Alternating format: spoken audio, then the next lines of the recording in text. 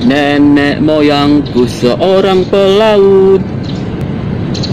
Nah guys, pernah mendengar lagu tersebut gak? Nah, pasti teman-teman semua sudah pernah mendengar tentang lagu tersebut, bahwa nenek moyang kita itu adalah seorang pelaut. Nah, bagaimana ceritanya bahwa nenek moyang kita adalah seorang pelaut? Oke guys, simak setelah yang berikut ini.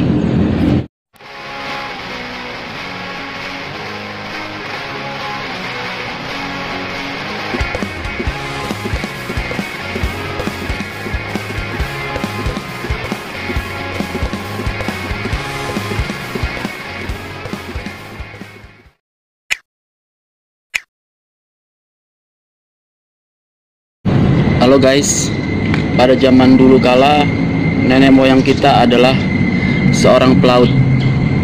Bila Anda tidak yakin, cobalah Anda tengok ke Borobudur sana. Di sana banyak bukti-bukti yang menyatakan bahwa nenek moyang kita adalah seorang pelaut yang hebat, seorang pelaut yang ulung. Bahkan di dalam sebuah relief di Candi Borobudur itu banyak relief-relief yang menggambarkan bahwa nenek moyang kita adalah seorang pelaut yang ulung. Dia menyeberangin pulau-pulau. Bagi nenek moyang kita, laut bukanlah jarak pemisah antar pulau, tapi laut merupakan pemersatu antar pulau. Jadi pada zaman itu nenek moyang kita itu menyeberang lautan, terutama ke atas kalau di dalam sebuah peta. Kalau menyeberang ke bawah itu lautan luas, itu di daerah pantai selatan.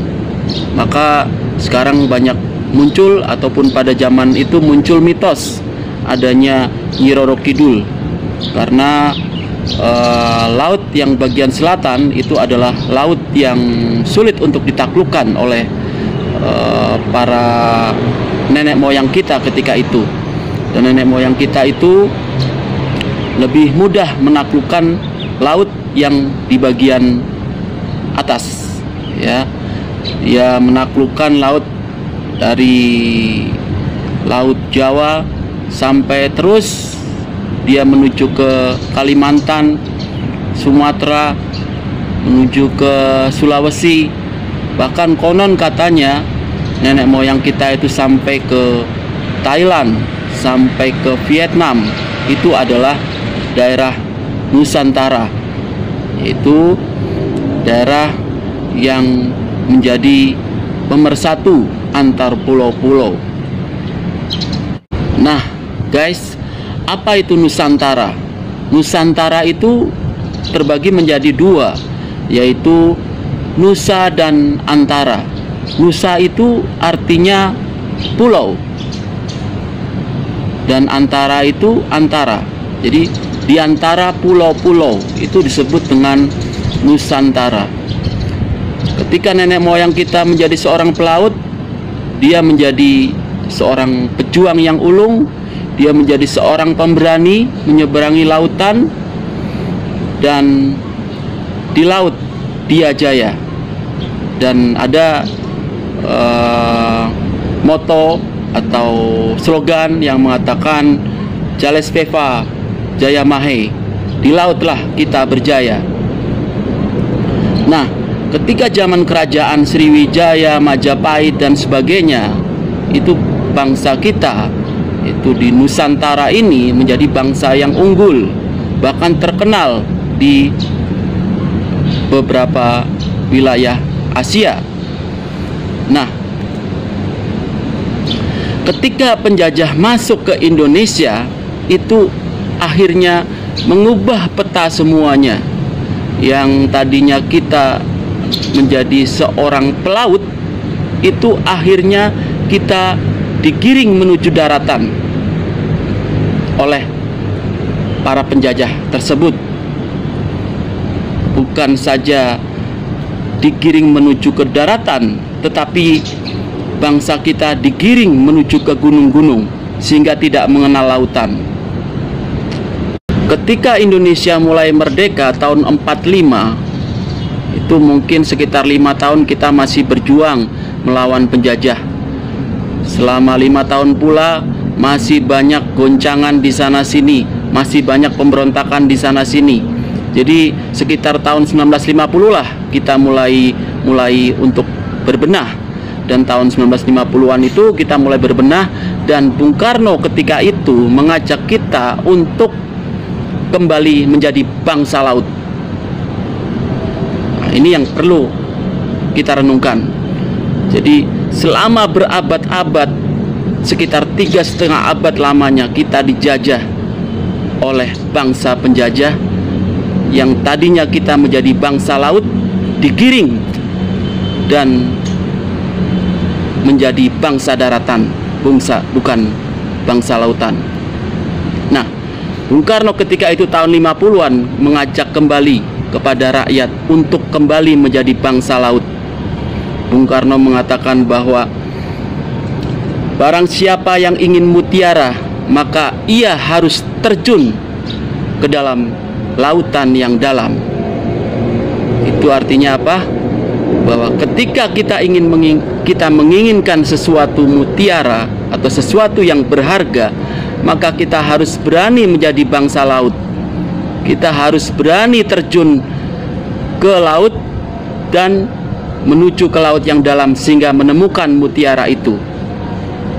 Itu adalah sebuah peribahasa, bukan berarti kita terjun secara telanjang tidak menggunakan apa-apa ya, itu namanya konyol. Dan kita itu artinya terjun ke dalam lautan yang dalam, itu menggunakan peralatan, entah itu kapal dan sebagainya, sehingga kita menemukan mutiara yang kita inginkan. Guys, bukan saja kita menjadi bangsa laut, tapi ketika itu Bung Karno mengajak kita untuk menjadi bangsa kapal udara. Mungkin kita bisa melihat saksi sejarah sampai saat ini ada sebuah patung yang menjadi saksi, yang mengajak generasi muda untuk menjadi, bukan sekedar menjadi bangsa laut, tetapi menjadi bangsa kapal udara. Kita bisa saksikan, yaitu kalau orang mengatakan patung Pancoran, tapi sebenarnya itu adalah namanya patung Dirgantara. Nah, patung Dirgantara adalah simbol dari Indonesia untuk mengajak generasi muda supaya mencintai dunia kedirgantaraan.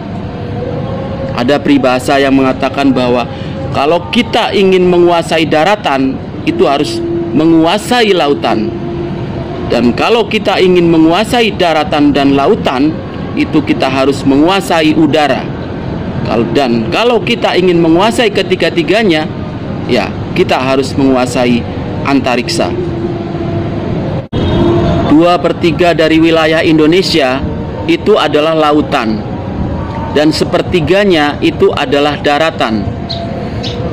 Dan lautan itu adalah aset bagi bangsa ini, karena di negara-negara lain selain Indonesia tidak ada yang memiliki aset lautan yang demikian luas dan baik. Guys, sudah berabad-abad lamanya laut kita dikuasai bangsa asing. Saatlah kalian, generasi muda, untuk kembali menguasai lautan, untuk kembali dijadikan sebagai milik bangsa Indonesia. Kembalilah menjadi bangsa lautan, dan jadilah bangsa kapal udara, dan berpikirlah untuk menjadi bangsa antariksa.